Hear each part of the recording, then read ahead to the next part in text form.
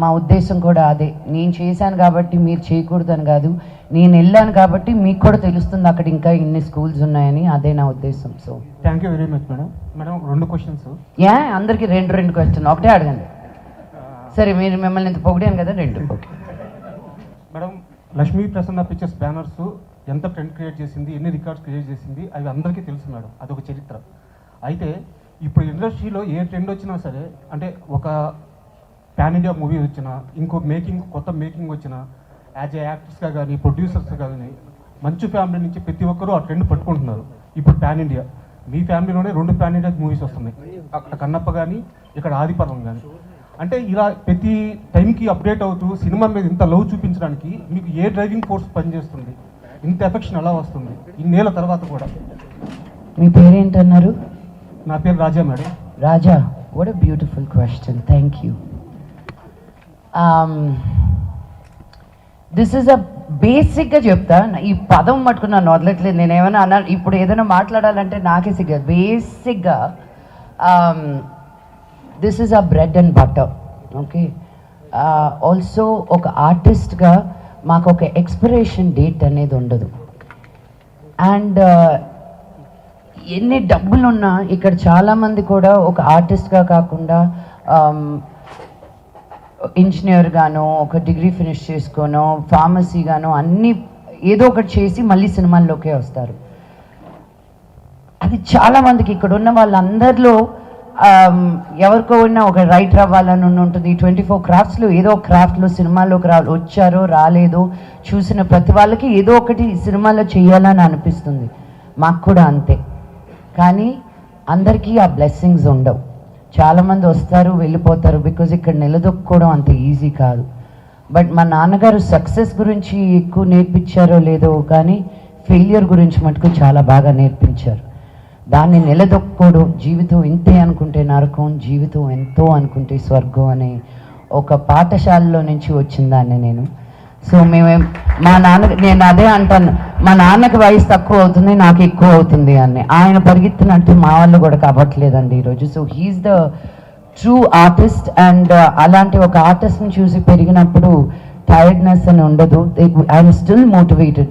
నన్ను అంటారు, నువ్వు ఇన్స్టాగ్రామ్లో యాక్టివ్గా ఉంటావు, యూట్యూబ్లో యాక్టివ్గా ఉంటావు, సినిమాలు చేస్తావు, ఓటీటీ చేస్తావు అంటే ఐఎమ్ అన్ ఆర్టిస్ట్.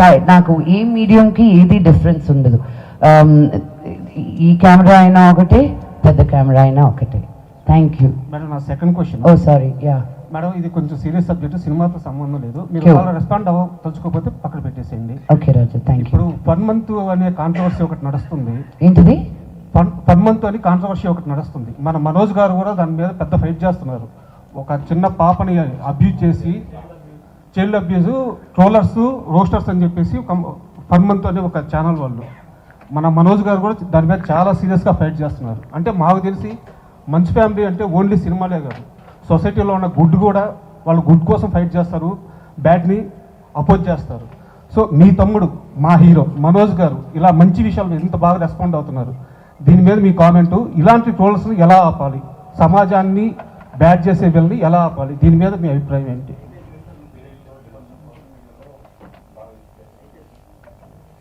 అండి, నాకు బాధ వేస్తుంది ఫస్ట్ అండ్ ఫార్మోస్ట్.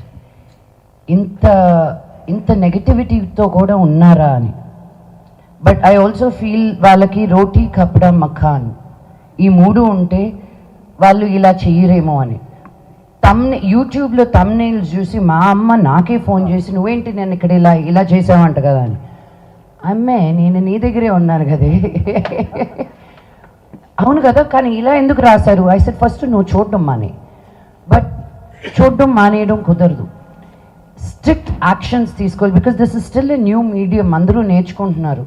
అందరూ ఎంత సెన్సేషనల్గా పెడితే, లక్ష్మీ మంచు స్లాపింగ్ సంబడి అని ఉంది యూట్యూబ్లో, అది మీరు క్లిక్ చేస్తే నేను మేజర్ చంద్రకాంత్కి క్లాప్ కొడుతున్నాను. దానికి స్లాప్కి క్లాప్కి తేడా తెలియని వాళ్ళతోటి డిస్కషన్ ఎలా చేయాలండి?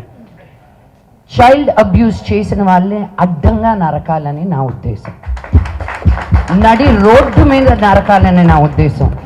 1.3 బిలియన్ పీపుల్ పైగా ఉన్న మనమే సెల్ఫ్ గవర్నింగ్ చేస్తున్నామండి. వైఫ్ ఆఫ్ రామ్ సినిమా చేసేటప్పుడు నేను పోలీసుల గురించి కనుక్కుంటా ఉంటే తెలంగాణ వరకు మాట్లాడతాను నేను. అట్లీస్ట్ ఒక 600 and odd మనుషులకి ఒక పోలీస్ ఆఫీసర్ అంట. ఒక 6,000 మంది కానీ మనం బయటకు వెళ్తే ఏమైపోతారండి? మనం గవర్న్ చేసుకుంటూ మనం వెళ్తున్నాం ముందుకి. సో ఇలా తప్పు చేసిన వాళ్ళు ఎవరో ఒకరు ఆవును తిన్నారనో, ఎవరో ఒకరు హిజాబ్ వేసుకున్నారనో, ఎవరో ఒకరు మతాన్ని కరెక్ట్ చేస్తున్నారనో అని బాధపడమాకండి. ఒక మనిషిని మనిషిగా చూడనప్పుడే వాళ్ళని నిందించాలని నేను అంటున్నాను. మా గురించి ఎందుకు ట్రోల్స్ వస్తాయి, ఎందుకు ఇవి వస్తాయంటే ఉన్నది ఉన్నట్టు మాట్లాడతాం కాబట్టి. మాకు పొలిటికల్గా ఉండడం రాదు. మా నాన్న ఎప్పుడు అన్నారు, ఏదైనా అన్యాయం జరుగుతుంటే ముందుకెళ్ళి ఫైట్ చేయండి అని. మమ్మల్ని చూసి ఇంకో 100 మంది వస్తారని. ఎవరో ఇంట్లో కూర్చొని వాళ్ళ టైప్ కొట్టుకునే వాళ్ళ గురించి నేను ఆలోచించడం కరెక్ట్ కాదు. సో మనోజ్ ఏది చేసినా ఆలోచించి, ఎంత ఎమోషనల్గా ఇంపల్సివ్గా ఉన్నా కూడాను ముందుకొచ్చి ఫైట్ చేస్తే ఒక ధైర్యం అని వస్తుంది నార్మల్ మనుషులకు కూడా.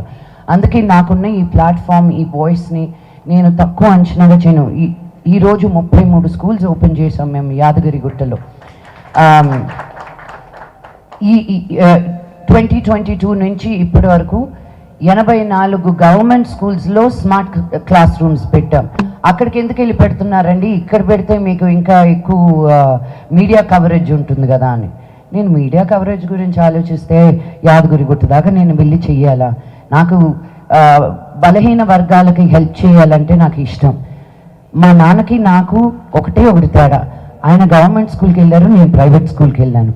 ఆయన బయటకు వచ్చి ఏదో ఒకటి సాధించాలనుకో ఉండకపోతే నేను కూడా మోదుగులపాలెంలో రైతు బిడ్డగానే మిగిలిపోయేదాన్ని.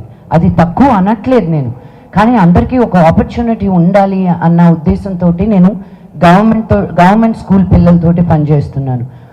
ఊరిని బాగు చేయనక్కర్లే, ఒక బడిని బాగు చేస్తే చాలు, వాళ్ళే ఊరిని బాగు చేస్తారన్న నమ్మకం నాకు.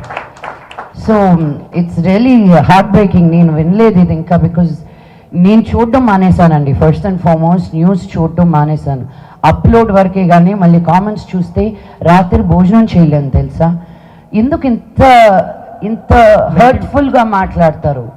యూనో, వ్యక్తిగతంగా మా ఫ్యామిలీని అంటారు, మా అమ్మని అంటారు, నా కూతుర్ని అంటారు. వెనక్కి తిరిగి నేను కానీ నిన్ను అనడంలో ఎంతసేపు పడుతుంది చెప్పు? మీకు లేరా అమ్మలు, మీకు లేరా కూతుర్లు? మేము ఏం చేసినా ఒక 10 మందికి మంచి చెయ్యాలి, మిమ్మల్ని ఎంటర్టైన్ చేయాలని అనుకుంటున్నాం, కానీ మీ డబ్బులు మేము కొట్టేయట్లా, మోసాలు చేయట్లా. వాళ్ళ వెనకాల పడండి మీరు. మేమేదో కళాకారులు, మేము కలమ్మ తల్లిని నమ్ముకుని ఉన్న వాళ్ళం. మేము ఈరోజు ఉంటాము, రేపు ఉంటామో లేదో తెలీదు. జనాలకి ఎన్ని రోజులు నచ్చుతామో అన్ని రోజులే మేము పని చేయగలుగుతాం. సో సొసైటీలో ఏది బాగాలేదు అన్నప్పుడు నిలబడడానికి ఎవరో ఒకరు ఉండాలండి. అందరూ నా బ్యాంక్ బ్యాలెన్స్లనే చూసుకుంటే ఇంకా సమాజం ముందుకు ఎలా వెళ్తుంది? మాలాంటి వాళ్ళు కూడా ఉండాలి మరి.